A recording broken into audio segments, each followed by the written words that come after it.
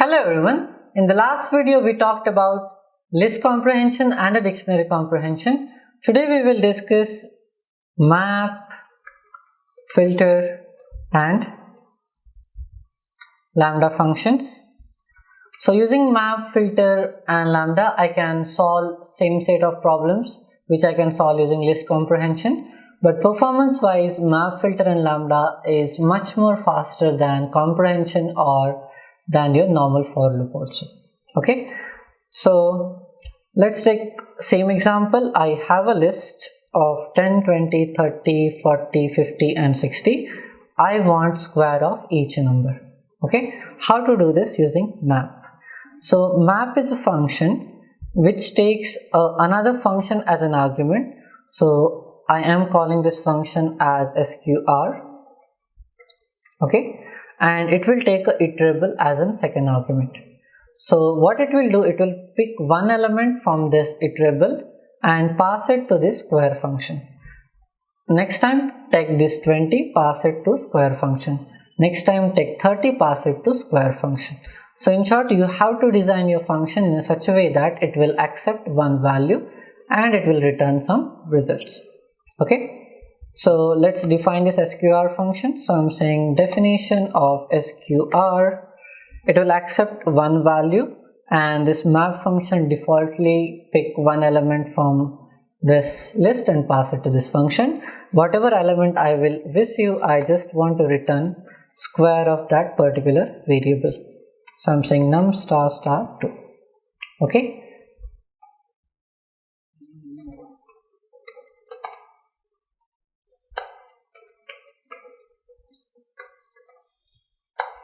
now if I print the result, I will get something as a map object. It is a iterable object. So if I say for value in result and if I print the value, I can see the result, or I can directly typecast it here to a list. So I can say list of map. Okay, so now it will pick one element from this list, pass it to the square function, return the result and store it in an object. And once you typecast it, I can see all the results. Let's say you want to perform addition of two lists based on the elements. So I have one list, L1 is equals to 100, 200, 300, 400, 500. Okay, I want L2 is equals to 10, 20, 30, 40, 50. Okay, now I want to add 100 and 10. I want to add 220, 330 and so on. Okay, so how to do this using map? I'm saying map of, let's say function name is add. It's not mandatory that I can only specify one iterable. So I can specify two iterables, three iterables or any number of iterables. So how it will work? Now it will pick first element from this list, first element from this list and pass it to this add function. So that is the reason your add function should accept two values and it should return some result. So in this case I'm defining this add. Let's take two values as num1 and num2. What is the answer? So it should return addition of num1 plus num2, simple. Okay, it will return a map object. So just typecast it to a list and let's call it as a variable result, or you can directly print it also.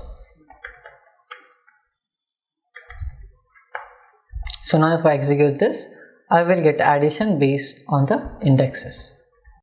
So for a map function, your output will always be of same length as of input. So if I'm passing a list of length 5, then output will be always of a list with length 5. Okay. The problem which we solved using comprehension, that is I want to find out only even elements from this list or only odd elements, then such filtration I cannot perform using map. And if you want to filter out some elements from a list, then I can use filter operation. Okay, so let's say you have a list which contains 100, 115, 120, 125, 130, 140. Okay, What is the syntax of filter? Again, it will take a function. So it will give me, let's call it a function as check underscore num, okay, and pass this iterable, and it will again give me a object of type filter. So I'm typecasting it using list. Let's call it as result, and let's print the result. Okay, I need to define this. So I'm saying def of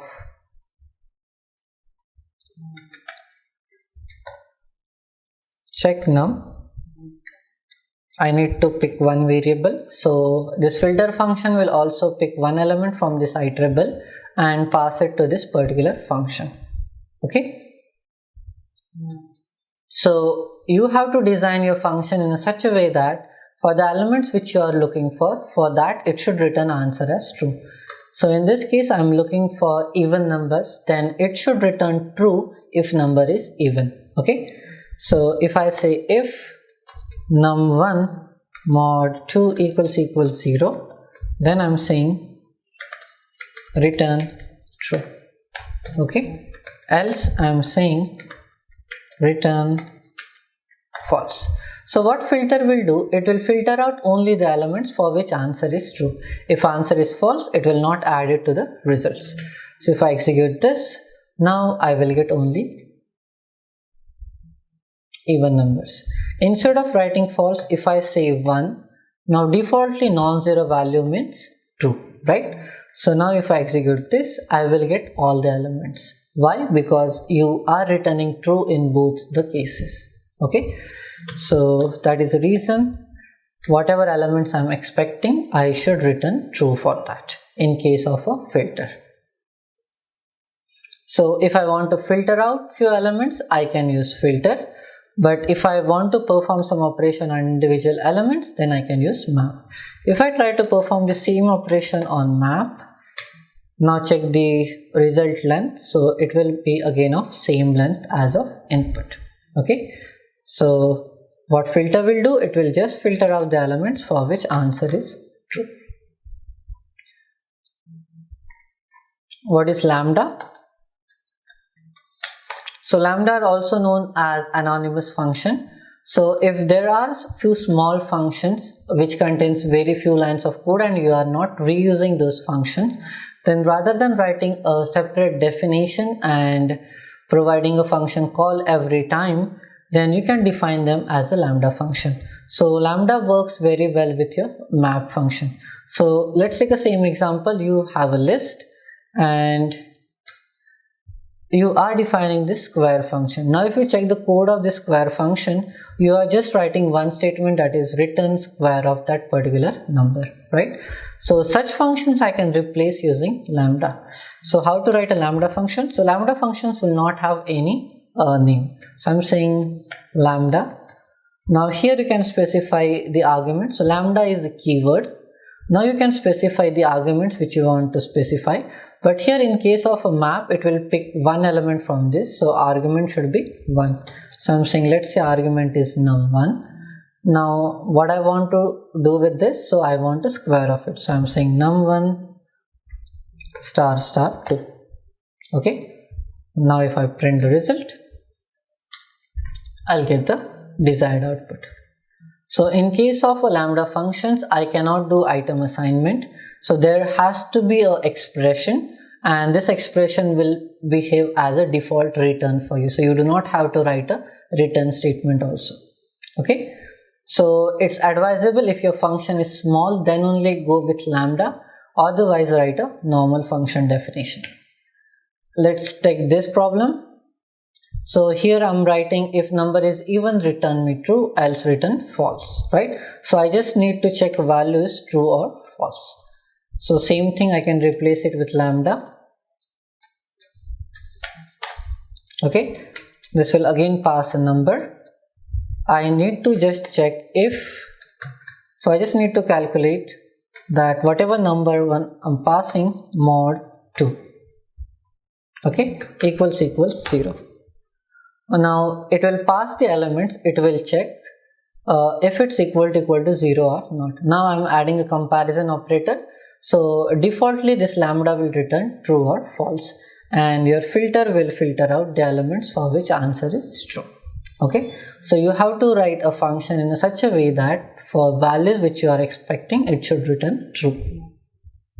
So another very famous use of lambda function is sorting a dictionary on the basis of values. Okay, let's say you have a dictionary which contains 50, or let's say 1 value is 50, 2 value is 40, 3 value is 30, 4 value is 20, and 5 value is 10.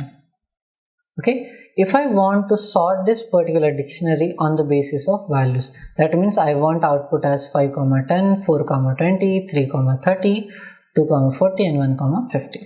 Okay, so we have already discussed the sorted function. It can sort any data type.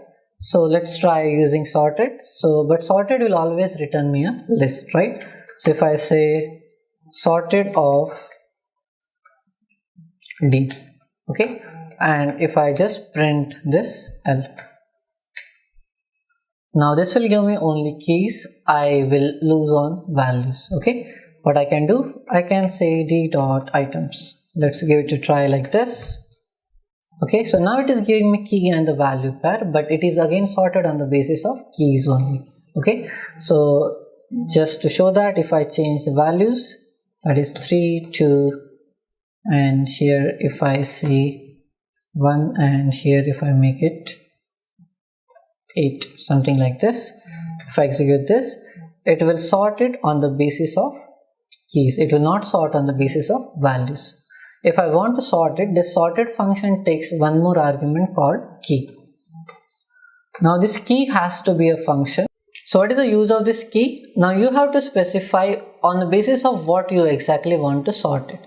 So it will pick a tuple from this, that means a key value pair, and pass it to a function which you are writing here, and that function should return only the value if you want to sort it on the basis of values. Okay, now again that's going to be very small function, so I'm writing a lambda for it.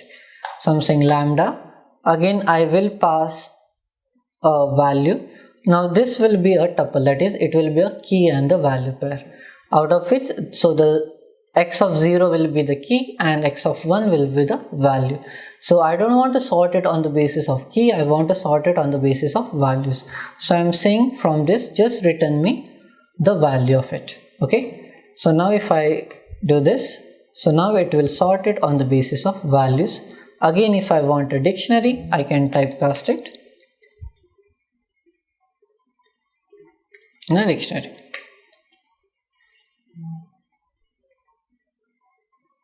Okay,